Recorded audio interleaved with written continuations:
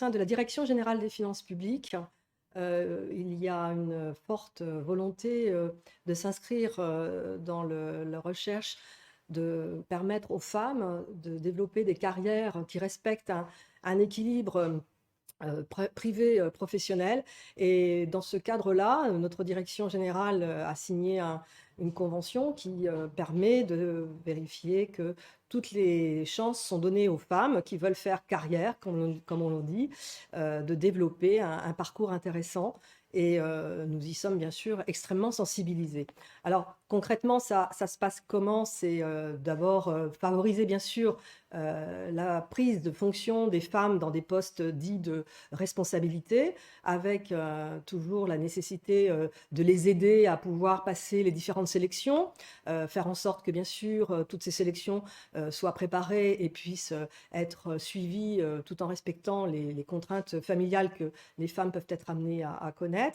Et c'est aussi bien sûr en veillant et en s'assurant dans l'ensemble de nos organisations à ce que la parité homme-femme soit respectée, que ce soit dans le cadre des constitutions de jury pour les sélections ou tout simplement dans le cadre des différentes enceintes de groupes de travail, etc. Donc, en fait, ça se traduit déjà dans les chiffres, bien sûr, puisque à la Direction générale des finances publiques, il y a un taux de féminisation assez important, puisque sur le plan national, nous sommes 60% à occuper l'ensemble des postes. Et puis, bien sûr, avec un petit changement depuis une dizaine d'années, il y a de plus en plus de femmes qui arrivent aux plus hautes responsabilités, j'allais dire au poste de commandement, mais n'ayons pas peur des mots, effectivement, au poste de commandement. Donc tout cela s'inscrit dans une démarche à la fois volontariste mais également naturelle, parce que cela se fait en bonne intelligence et surtout en n'opposant pas les hommes et les femmes de cette administration qui sont tous, tant les hommes que les femmes, attachés au respect de l'égalité. Voilà, donc favoriser sans pour autant donner l'impression d'être dans une guerre dépassée, comme aurait dit Simone de Beauvoir, la guerre des sexes, ça n'est plus tout à fait le moteur de notre action. Donc ça, effectivement, c'est important. Et il est également très important de souligner que dans notre quotidien, dans notre administration, on diffuse, on insiste sur la nécessité de lutter contre les violences physiques et les violences et les agressions sexuelles et tout ce qui peut ressembler à du harcèlement. Et ça, c'est effectivement aussi un axe très fort et sur lequel je suis bien sûr tout particulièrement vigilante. Nous avons quelque chose à souligner, c'est que notre directeur général, Jérôme Fournel, a signé la charte Jamais sans elle.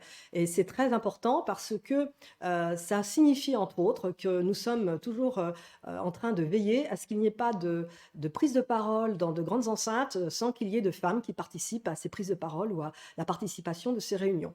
Donc c'est à souligner. Et c'est également à souligner, c'est que, bien sûr, dans mon quotidien, j'ai à cœur, moi aussi, de veiller à promouvoir les femmes, à leur donner, bien sûr, l'élan dont elles ont besoin. Mais j'aimerais dire que cela se fait vraiment en bonne concertation, en bonne intelligence, je le redis, avec nos camarades hommes. Et nous ne sommes jamais dans la confrontation. Donc ça change, mais je dirais qu'aux finances publiques, ça fait très longtemps que ça change. Et je n'ai pas le sentiment qu'il y ait eu réellement de plafond de verre. Il y a juste à bien faire en sorte que les femmes se sentent totalement légitimes dans leurs fonctions. Voilà, donc en réalité, ce qui importe aussi, c'est que nous autres femmes portions un regard tout aussi neutre sur notre façon de conduire et de piloter des équipes et ne jamais penser que nous ne serons pas à la hauteur. Il y a toujours cette crainte du mythe d'être regardé comme l'imposteur. Je sais qu'il y a des théories là-dessus. Ça n'est pas le cas. Et la chance qu'il y a dans les finances publiques, c'est que c'est une administration qui est basée sur la reconnaissance de la compétence. Et cela permet, bien sûr, aux femmes de prendre toute leur place. Bon.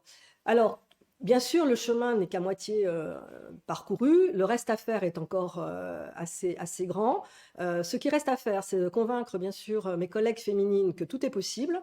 Ce qui reste à faire, c'est toujours se veiller et s'assurer, que l'équilibre vie privée, vie professionnelle, peut se jouer et est respecté. Et ce qui reste à faire, je dirais que c'est une affaire bien sûr du collectif, donc bien sûr de l'aide et du soutien que nous autres, déjà en place, si j'ose dire, pouvons apporter à nos amis femmes qui veulent faire carrière, mais c'est aussi une prise de conscience individuelle, c'est-à-dire que bien souvent, il faut quand même se dire que les femmes ont toujours une petite hésitation et elles sont toujours à la recherche de la perfection. Et il faudrait quand même effectivement se rendre compte qu'il y a une charge morale très importante qui pèse sur les épaules des femmes. On a le droit de ne pas être parfaite. Je crois que ça, c'est quelque chose qu'il faut vraiment répéter. Alors, évidemment, il y a des femmes qui ne sont pas parfaites du tout, il y a des hommes pas parfaits du tout, mais il y a quand même une petite constance, en tout cas je l'ai remarqué dans mon univers professionnel, les femmes essayent d'être vraiment toujours, non pas les meilleures, mais en tout cas d'être regardées comme étant celles qui font les choses dans le meilleur résultat, enfin voilà. Et ça, c'est toujours cette espèce de petit complexe d'infériorité qui vient de loin. C'est un complexe d'infériorité qui est certainement le fruit d'une éducation multicentenaire, de la place de la femme un petit peu secondaire, ou de la place de la femme qui n'était admise que comme confidente, ou comme je suis sûre à l'oreille du maître, mais je n'apparais pas au premier plan. Il faut oser apparaître au premier plan avec nos qualités et nos défauts, donc le reste à faire est également une affaire individuelle. Alors juste une anecdote que j'ai encore vécue assez récemment et qui pose également le regard des femmes elles-mêmes sur les autres femmes. Je m'explique. Lorsqu'il y a eu une réunion importante il y a quelques mois, je venais d'arriver dans la région, une femme, et non, voilà, qui est arrivée à la réunion. Comme j'étais accompagnée de plusieurs hommes, a sans doute pensé que mes collaborateurs n'étaient pas mes collaborateurs, mais que forcément le responsable des finances publiques de la région, c'était un homme, et ne m'a pas, comme on dit vulgairement, calculé du tout. Au bout d'un quart d'heure, elle a compris sa bévue, et elle est venue s'excuser, et je lui ai dit, écoutez, ne vous excusez pas, ça n'est pas grave, mais réfléchissez à ce que vous renvoyez comme image, puisque vous êtes une femme vous-même, et que vous n'avez pas du tout pensé une minute que la directrice régionale était une femme. Alors, évidemment, c'est une litote, mais voilà. Et je pense que c'est également très important. Ça marque tout simplement le poids des habitudes et un inconscient qui est assez vivace et que je n'avais pas encore rencontré, mais que je rencontre encore souvent ici. Et je pense que c'est tout le fruit d'une habitude et d'une éducation contre laquelle il faut lutter.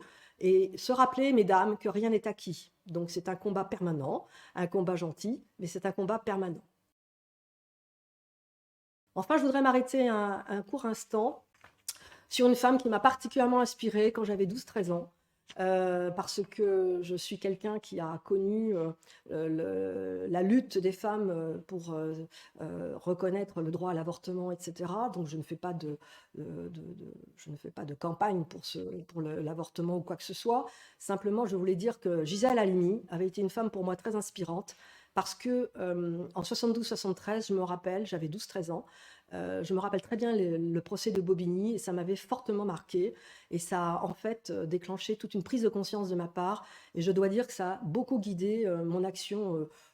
Alors est-ce qu'on doit dire mon action féminine? Je n'en suis pas sûre, mais en tout cas mon action de citoyenne, ça c'est clair. C'est une femme pour laquelle j'ai développé une grande admiration parce que elle a grandi dans un univers où le pater familias occupait et prenait toute sa place. Elle a su très vite s'imposer. Elle n'a pas eu la vie facile. Elle s'est toujours battue et ce que j'ai toujours trouvé remarquable, c'est qu'elle est toujours restée extrêmement féminine, très humaine, tout en développant un caractère de fer qui, pour moi, déclenche une admiration sans borne. Voilà, je voulais donc parler d'elle puisqu'elle a disparu il n'y a pas si longtemps que ça et que, ma foi, je trouve que c'est réellement un exemple pour beaucoup de jeunes filles. Voilà.